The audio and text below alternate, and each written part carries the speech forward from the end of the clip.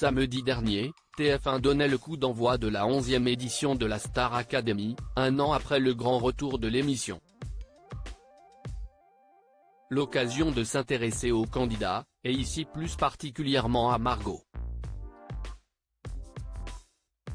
Ça y est, la 11e édition de la Star Academy est officiellement lancée.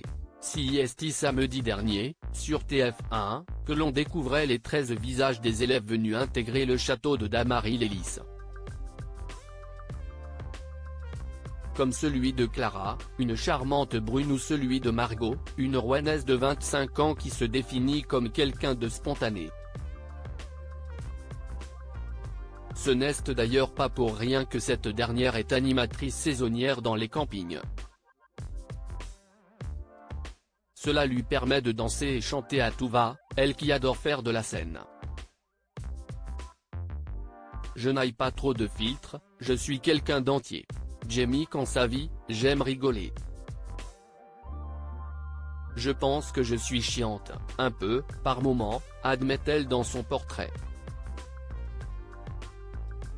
Un caractère qui ne fait pourtant pas l'unanimité, puisque la jeune femme a déjà été la cible de quelques critiques sur X, anciennement Twitter.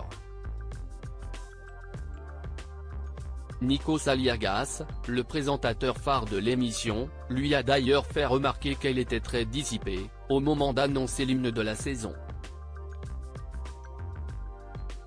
Un personnage clivant, on lui reproche notamment de ne pas être naturel, et d'exagérer ses faits et gestes.